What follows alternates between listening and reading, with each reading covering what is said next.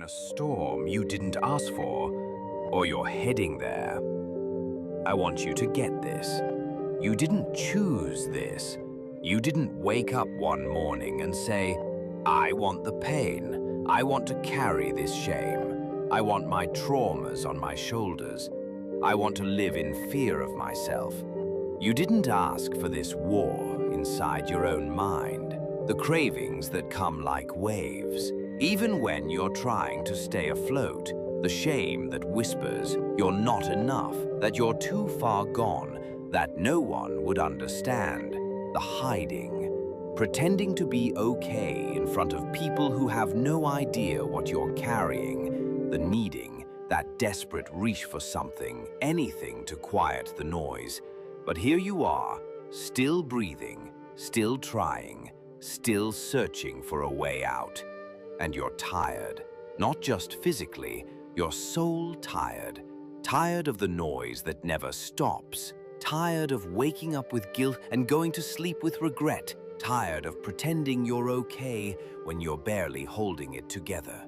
Tired of the chaos that follows you, even into the silence, even into the night, even into your own head. But what if I told you something that almost no one talks about?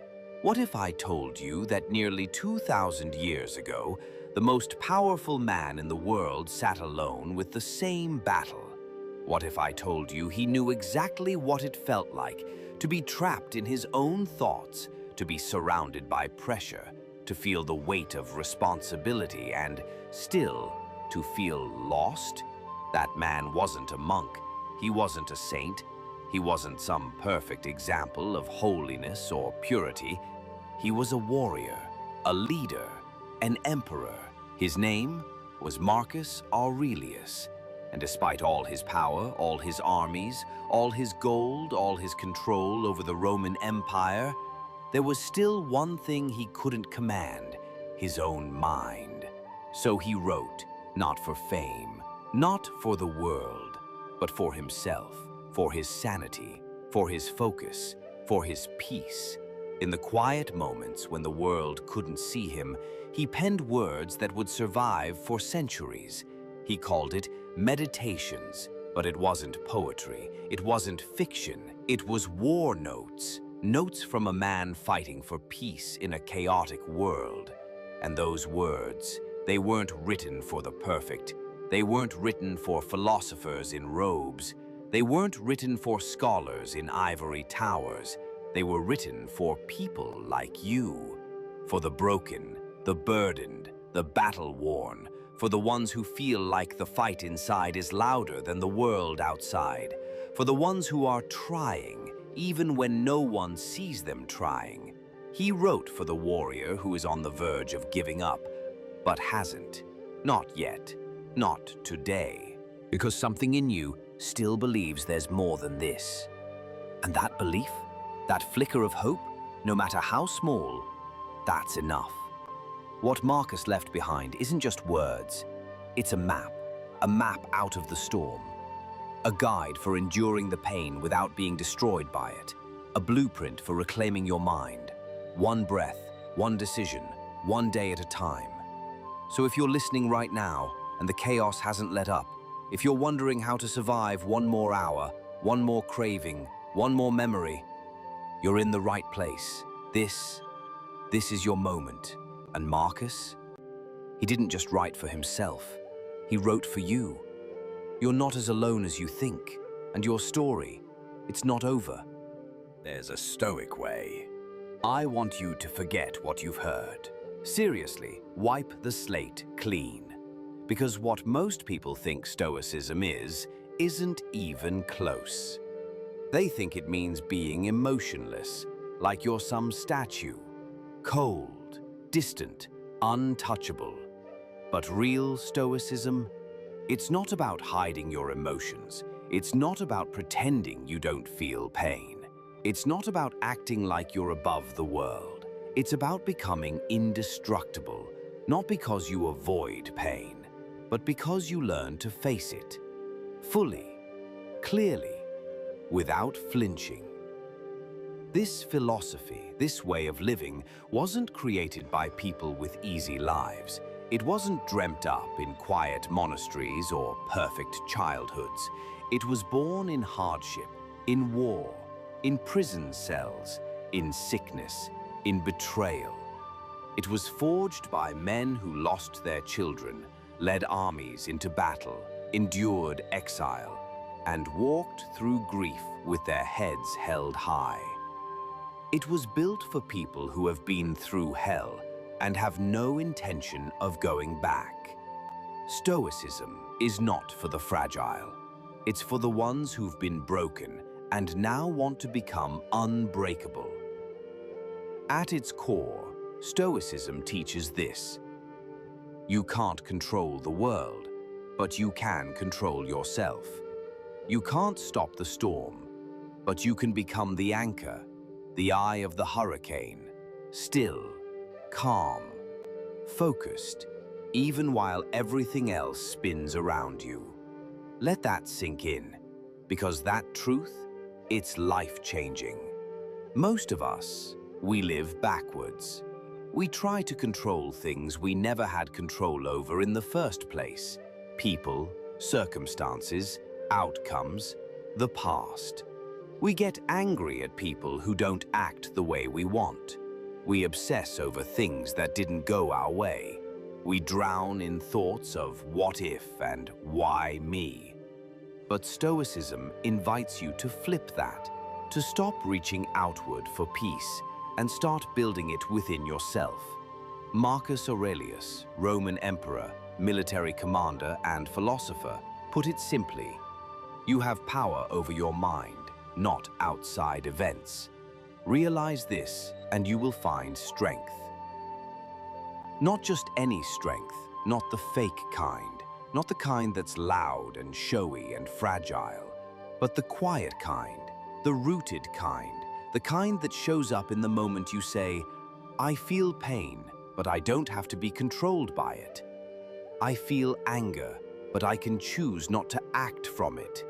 I feel fear, but I can walk forward anyway.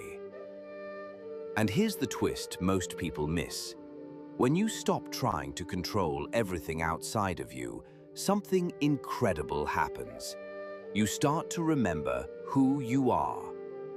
Not the version of you shaped by trauma, not the version addicted to chaos, noise, and validation, not the version that's been running from feeling for years, but the real you, the still you, the wise you, the grounded you, the one who doesn't need to escape anymore because you've made peace with the fire inside. That's Stoicism, not a shield to hide behind, but a mirror to face yourself in. And once you see what's really inside you, you'll realize something powerful. You've always had the strength, you just forgot where to look. Addiction isn't just about the substance.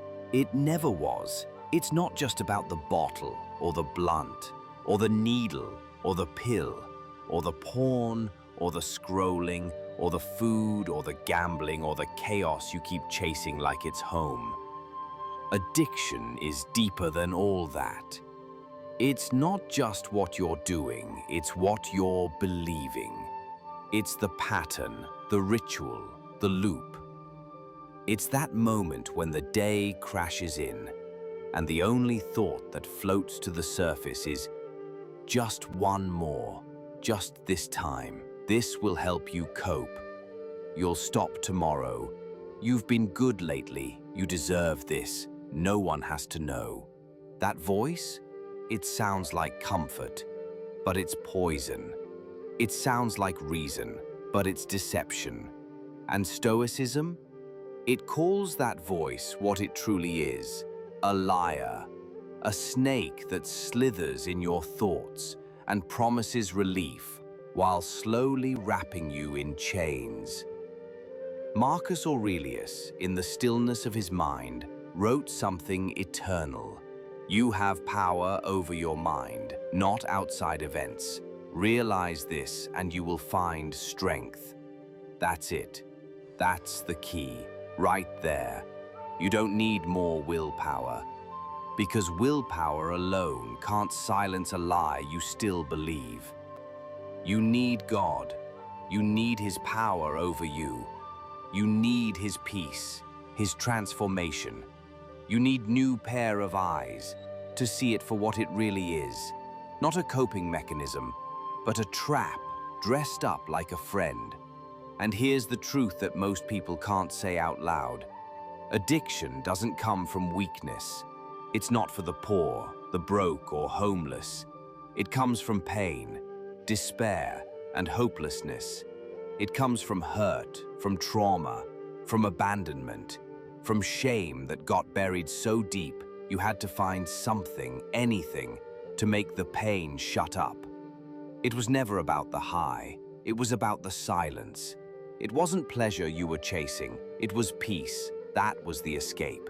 Not from life, but from yourself, from your own thoughts, from your memories, from your fears, from the voices in your head that say you'll never be enough, that you're too broken, that no one would love you if they saw the real you. But let me tell you something. You're not broken. You're hurting. There's a difference, a massive one. Broken things don't heal. Hurt things do. And that's where Stoicism enters. With God on our side. Not with judgment. Not with guilt. But with discipline. With love. With a light that cuts through the fog. Stoicism doesn't say, don't feel. It says, feel everything and still choose your response. It doesn't say, you're wrong for struggling. It says, there is strength in sitting with struggle without escaping it. Because the way out is not escape, it's facing it. Facing the craving, facing the emptiness, facing the truth and saying, I won't run this time. I won't hide behind another hit or drink or lie. I will endure and I will come out stronger. That's Stoicism. It's not just philosophy. It's a fight, a daily practice, a weapon you carry inside your mind. So when the voice comes whispering again, you'll hear it. But this time, you won't bow to it. You'll face it. And you'll walk forward. Not because the pain is gone, but because now you're stronger. There's a story they don't teach in school. A story about a man who started with nothing. Not metaphorically. Literally nothing.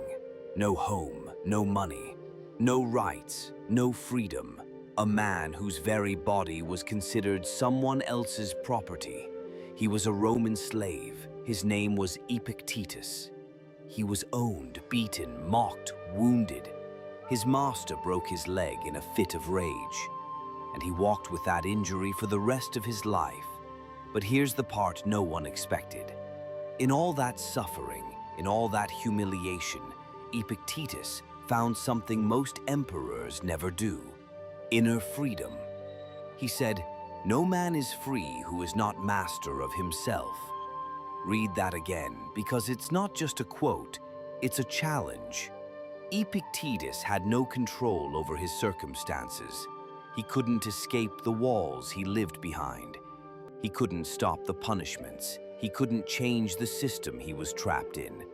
But he realized something most people never do, that the only true prison is the one in your mind. And so, he went to work, not on escape, not on revenge, not on comfort, but on discipline, focus, control of thought. He mastered his emotions. He trained his responses. He learned to find stillness in the middle of suffering. And over time, this former slave, this forgotten man, became one of the greatest philosophers in human history. People came from far and wide to hear his words. He influenced Marcus Aurelius himself. His teachings still echo nearly 2,000 years later. And yet, he never owned land. He never held a political title. He never led armies or built monuments. He didn't need a palace. He didn't need applause. He didn't even need freedom papers. He just needed mastery over his mind. Now, I want to bring this back to you. You might feel like a prisoner right now. Not behind bars, but behind habits, behind shame, behind guilt, behind the addiction you haven't told anyone about. You might be locked inside a cycle. Wake up, try, fall, lie, repeat. But here's the truth you need to hear. What's trapping you isn't out there, it's in here. In your mind, your thoughts, your responses, your patterns. You might feel powerless, but you're not. Because if Epictetus, a man born into chains, could become mentally unbreakable, then so can you. You're not waiting for a savior. You're not waiting for permission. You don't need the perfect moment or perfect conditions. What you need is already inside you. Clarity, discipline, courage. That's how you unlock the door. So ask yourself, what if the mind is the cell? What if the key is already in your hand? Would you use it? Would you step into freedom, even if the world around you doesn't change? That's the Stoic way. That's the Epictetus way. And that could be your way too. Let's talk about that voice in your head. You know the one I mean. The one that doesn't whisper, it taunts. The one that waits for you to be tired, hungry, overwhelmed, and then it strikes. It says things like, "You're always going to be like this. This is just who you are now. You're broken. You don't have what it takes. You never did." It's the voice that sounds like your own, but it's not you. It's a parasite. It feeds off your doubt. It thrives in your silence. It gains power every time you agree with it, even a little. Stoicism has a name for that voice: the inner tyrant. It's the part of your mind that wants control through fear, not freedom, not growth. Control. And here's the dangerous part. That voice doesn't scream. It suggests. It slides in quietly and acts like it's helping you. You'll never change. It's too late for you. Why even try again? That's not reason. That's sabotage. But here's the Stoic truth. You don't fight that voice with more noise. You don't yell back or argue with it. You stand up to it with action, with clarity, with truth. Marcus Aurelius, the Roman emperor who faced betrayal, loss, war, and disease, wrote these words: "The impediment to action advances action. What stands in the way becomes the way." Let that echo for a second. What stands in the way becomes the way.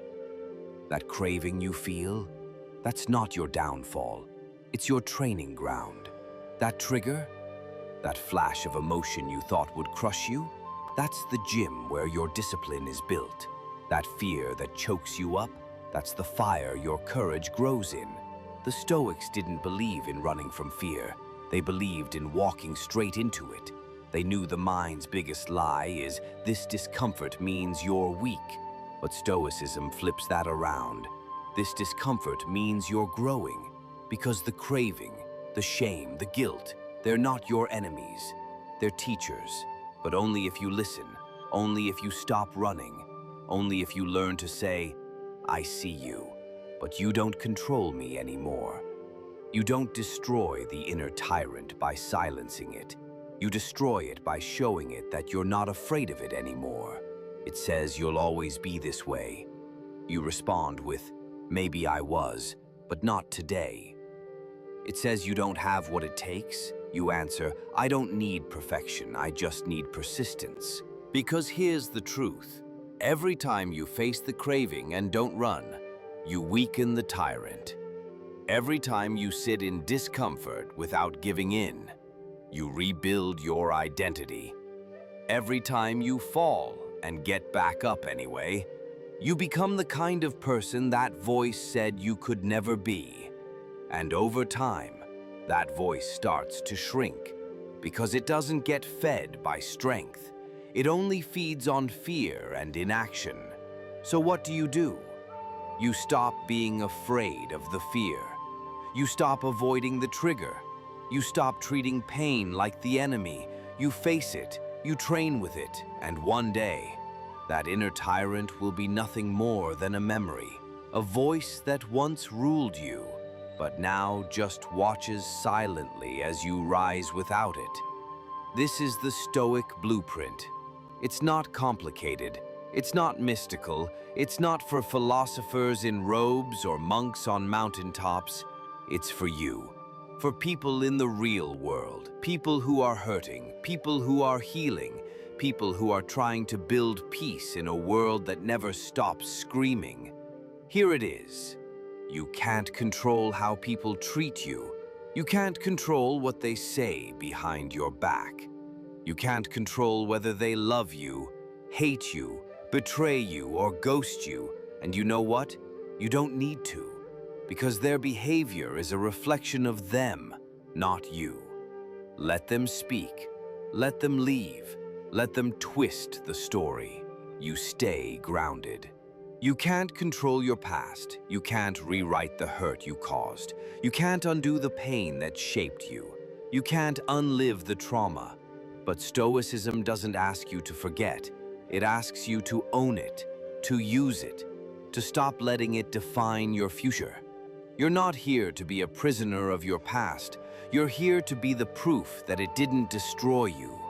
And no, you can't control every thought that enters your head.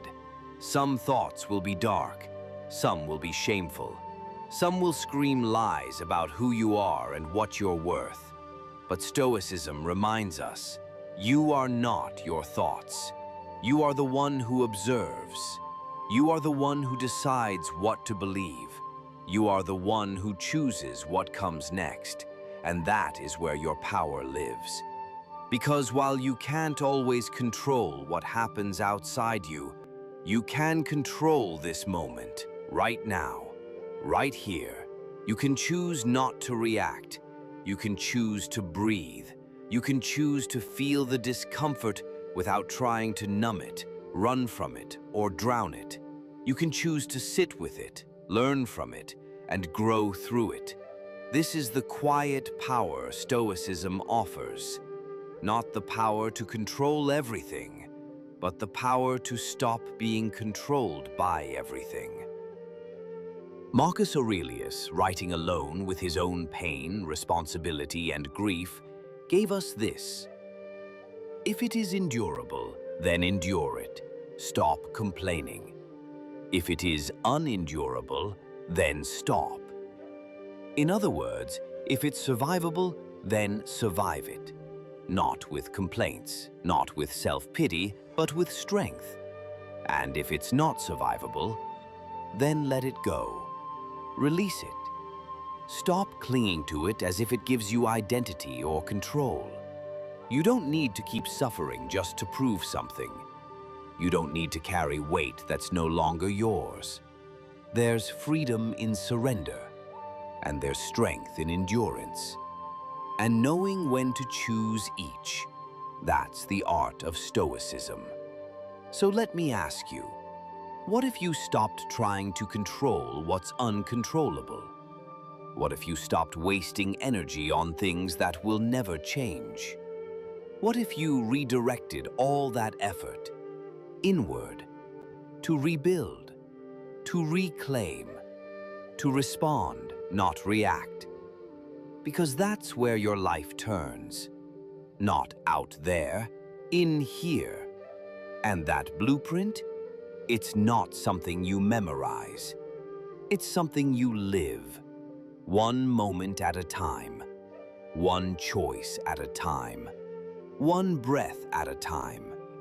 That's the Stoic path. And it's open to you right now. There was a man, shaking in bed, trembling. His body was drenched in sweat, but the room was freezing. He was burning from the inside out, his fists clenched, his teeth ground down, his mind racing, twisting, breaking apart, rage, shame, terror, hallucinations. This wasn't a movie. This wasn't drama. He was detoxing. Coming off the substance that had promised peace but delivered hell. His nervous system was screaming. His thoughts weren't his own. His body didn't know how to function without the thing it had leaned on for years. He was alone, except for one thing, his suffering. And then, in the middle of it all, he whispered something strange, something unexpected, something sacred. Thank you. 2 words, not shouted, not forced, whispered, grateful, in agony. Why? Because for the first time in his life, the pain meant something. It wasn't random. It wasn't punishment. It was purpose. For the first time, he wasn't running from the pain.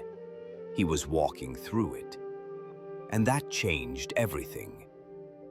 Because pain, when you run from it, becomes a prison. But pain, when you face it, becomes a doorway. He realized this wasn't just detox, this was rebirth. Like fire purifying gold, his body was burning off everything false, everything toxic, everything that didn't belong to him. The cravings, the lies, the fake confidence, the hollow comfort burned away.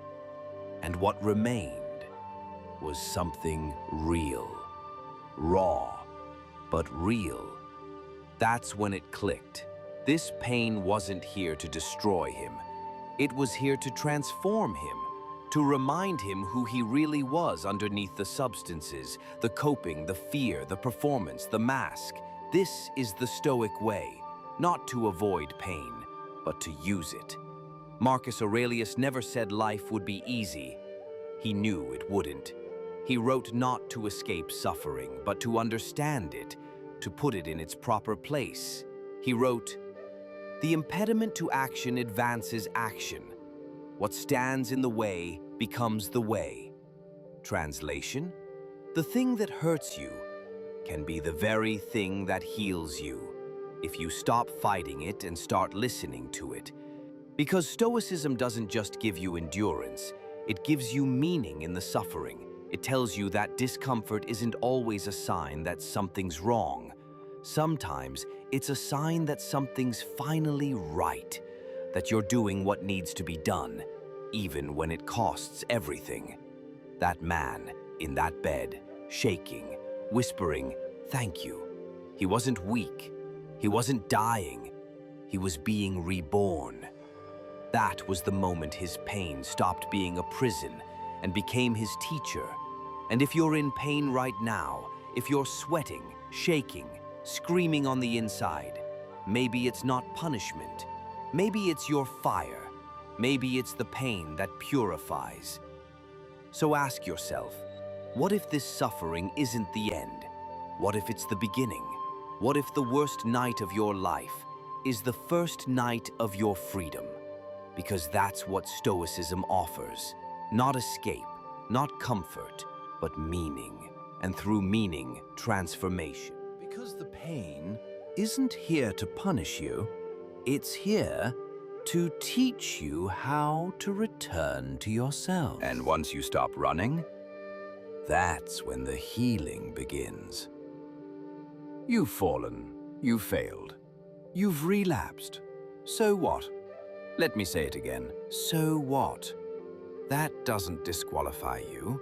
That doesn't define you. That doesn't mean you're weak. It means you're human. Do you think healing happens in a straight line? Do you think becoming strong means never stumbling, never crying, never caving in under the weight of it all? That's a lie. One of the most dangerous ones we're sold. Because real strength doesn't come from perfection. It comes from resurrection. You fell? Good. Now we get to see what you're made of. Because a warrior is not someone who never gets hit. A warrior is someone who gets hit hard and keeps showing up, bleeding, shaking, ashamed, but showing up anyway. That's real courage.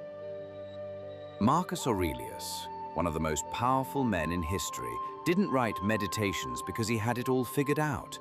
He didn't write because he felt wise or enlightened or above it all. He wrote because he needed to remind himself. He was at war, not just with armies and enemies, but with his own thoughts. He wrestled with loss, with rage, with failure, with ego, with doubt. And so he wrote to bring himself back, to center his mind, to remember what mattered, just like you need to. You journal, you meditate, you cry, you relapse, you pray, you start again. Not because you're broken, but because you're forging yourself in the fire. And yes, fire burns, but it also purifies.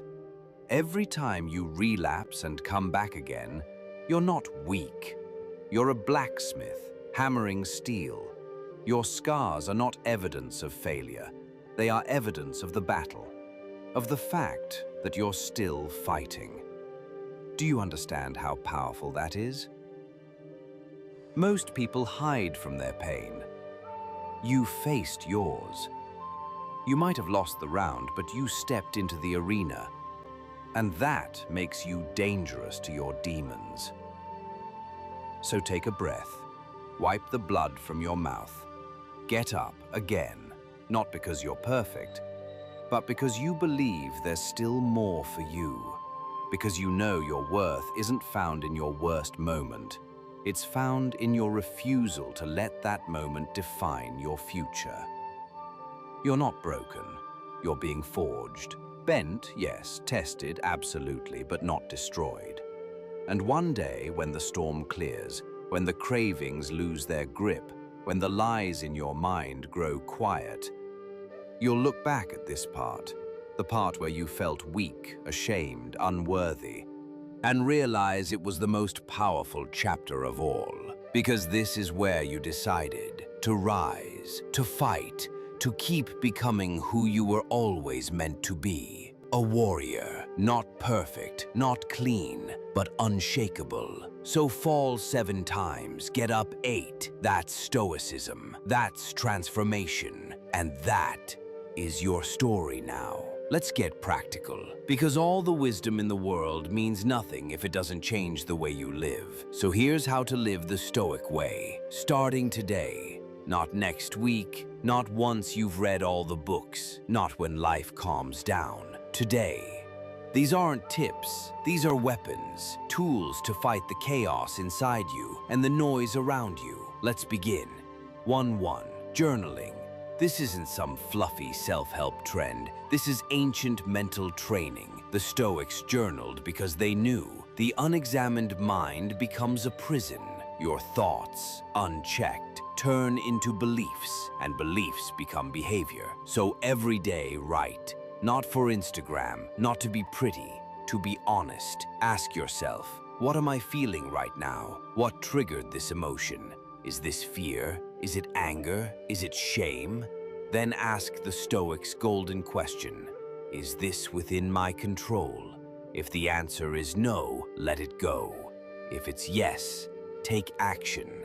That's clarity. That's power. That's how you stop being ruled by your emotions and start leading your life. 2. Voluntary discomfort. Take a cold shower. Fast for a day. Sleep on the floor. Skip a luxury. Walk in silence. Do something hard on purpose. Why? Because pain is coming for all of us, and if you train for it now, on your own terms, you'll be ready when it arrives uninvited. Seneca said, "Set aside a certain number of days, during which you shall be content with the scantiest and cheapest fare, and ask yourself, is this the condition I so feared? You learn. I can suffer and still survive. More than that, you learn to respect yourself, because you did what most people never will. You got uncomfortable, willingly, and you grew from it. 3. Daily reflection. The day ends. You turn off your phone. You sit with yourself and you ask, where did I lose control today? When did I act from fear, ego, or impulse? Did I speak when I should have listened? Did I react when I could have responded? Then ask, where did I win? Celebrate the little victories. You said no to the urge. You paused instead of yelling. You showed up when it was easier to hide. Finally ask, what will I do better tomorrow? That's how you refine yourself, day by day, not in giant leaps, but in silent, steady steps. 4. Memento mori. Remember, you will die. Sound dark? It's not. It's clarity. You don't have forever. Your time is not guaranteed. Tomorrow is a luxury. So use death not to fear it, but to sharpen your life. Ask yourself, if this were my last day, would I be proud of how I spent it? Am I wasting time on people and things that don't matter? Am I numbing my life instead of living it? Memento mori gives you urgency, and urgency gives you focus. Marcus Aurelius said, "You could leave life right now. Let that determine what you do, say, and think. So let it. You are not your thoughts. You are the one watching them. So watch." Slow your breath. Feel the air enter your nose. Feel your feet on the ground. Feel the tension in your jaw, your chest, your hands, and release it. Say to yourself, I am not my thoughts. I am the observer. Because the moment you become aware of your thoughts, you take your power back. The craving, the fear, the insecurity, you see it, you name it, and you choose how to respond to it. That's presence, and presence is power. These practices, they're not hacks, they're not trends, they're not rituals for monks or philosophers. They are the discipline of warriors. Built for real life, built for your life. Journaling, discomfort, reflection, mortality, presence. Use them, not just once, every day. Because you don't rise to the level of your potential, you fall to the level of your training. This is that training. And this is how you take your life back. You might feel like no one gets it, like you're screaming in a crowded room and no one even turns their head, like you're drowning. And all you see are people swimming just fine, smiling like it's easy. You might feel like you're invisible, like every day is a battle, and no one sees your wounds because they're under your skin. But I get it. I've been there, where you are. And let me tell you this, God gets it too. Sometimes we need to trust Him with faith childlike, without religion and analysis of who God is. But that power you know is great than yourself. You walk through life with a smile, but your soul is on fire, and no one notices. I know that place.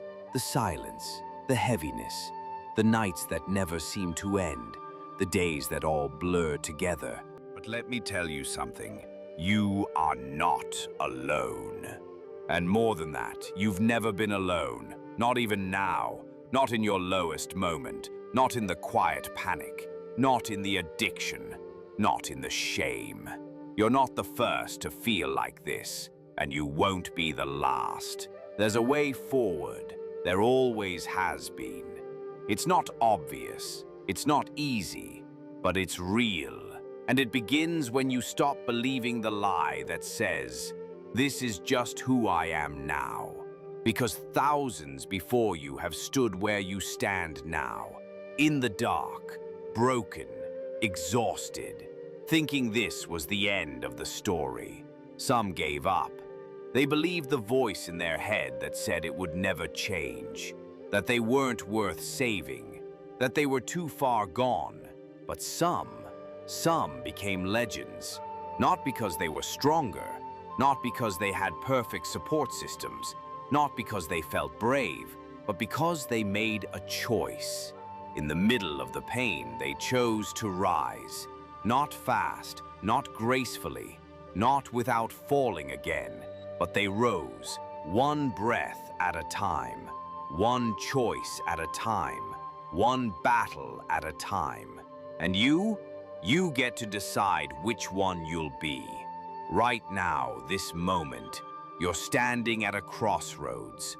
One road leads to more of the same.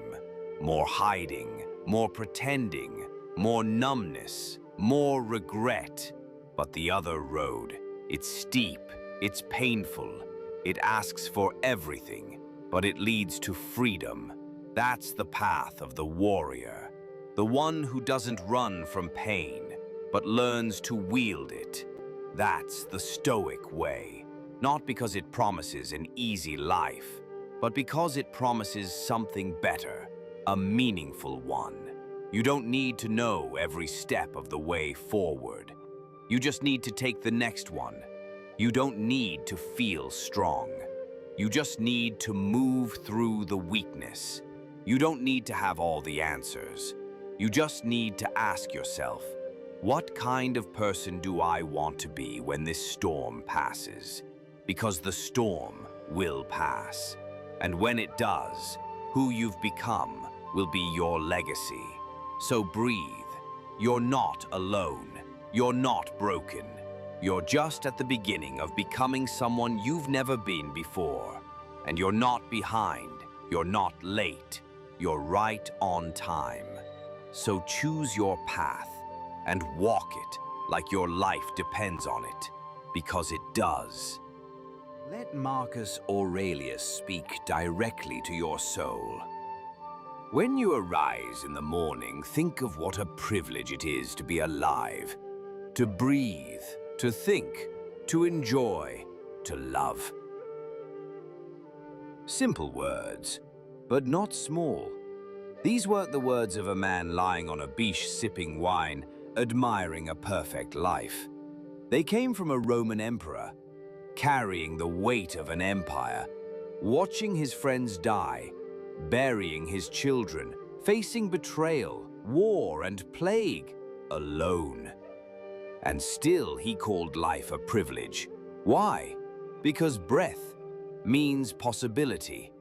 Because the moment you wake up, you've been given another chance to choose, to change, to let go, to become.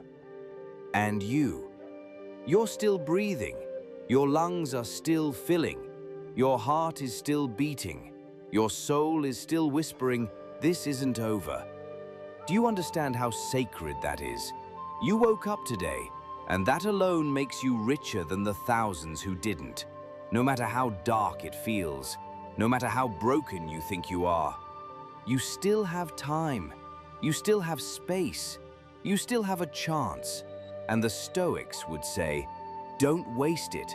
Don't let the pain of yesterday steal the gift of today. Don't let regret chain you to the past. Don't let fear steal the opportunity right in front of you. Because you don't need to fix everything right now. You just need to be willing to show up, to breathe through the storm, to make one better decision. You might not be where you want to be, but you're alive. That means you're not done. Let that sink in. You're not done. You're not beyond redemption. You're not out of options. You're not too far gone. You are still here. You've survived everything that tried to end you. And now, you get to decide how the next chapter goes.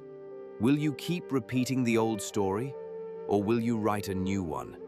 Because as long as you're breathing, you have the pen in your hand, and what you write next can change everything. So the next time you wake up, before the cravings hit, before the weight of the day crashes in, just pause. Feel the breath in your lungs. Feel the beating of your heart. Feel the quiet whisper of life inside you, and say, this is a privilege, and I will not waste it. Because Marcus Aurelius left us that line not as poetry, but as armor, a reminder, a command. This is your life. Use it like it matters, because it does. If this message touched something deep in you, if you felt your chest tighten, if your eyes burned a little, if a quiet voice inside whispered, yes, this is me, then don't scroll away. Don't vanish back into the noise. Stay. You're not here by accident. Something brought you here. Maybe desperation, maybe exhaustion, maybe something invisible but undeniable. A final whisper of hope. Subscribe. Not for the numbers, not to be another click, but because you need reminders. Because we all do. Because when the world pulls you back into chaos, into distraction, into your old story, you'll need to hear something different. Something real. Come back. Come back when you feel like quitting. Come back when the shame returns. Come back when your mind tries to lie you again. This isn't just a channel. It's not about algorithms or attention. It's about transformation. Every video here is a letter. From someone who knows the fight, from someone who's been there, from someone who believes that your story is not finished. Each message is a mirror to remind you who you are and who you can still become. This is a space for warriors in recovery, for men and women who have fallen and still choose to rise. This isn't philosophy for bookshelves. This is philosophy for survivors. People like you. People who didn't choose the pain, but are choosing what to do with it. Because Stoicism was never meant for the elite. It was written in battlefields, in sickbeds, in silence, in agony, in journals that no one was meant to read. It was meant for people navigating storms, people trying to hold their minds together while everything else falls apart. And here's the truth. The Stoic path leads out of chaos. Not by changing everything around you, but by changing you. It leads you back to center, back to peace, back to self-respect, back to purpose. And if you keep walking it, step by painful step, you won't just survive. You'll become someone unshakable. That's why this space exists. That's why you're here. So if you're ready for more than motivation, if you want something that lasts, then stay. Subscribe, turn on the reminders, not for me, for you, because your life is too important to forget what really matters. And I promise you, if you stay on this path, you won't recognize the person you become. If something in you has been stirred, then this journey isn't over. You've been reminded. You're not alone. You're not broken. You're being forged. No, we'll take the next step. Healing isn't just about feeling better. On the next video, we'll be diving deep on how to take responsibility without drowning in shame. We'll talk about what it means to own your choices without hating yourself for them. We'll walk with Epictetus, a man who had no freedom on the outside, but became unstoppable on the inside.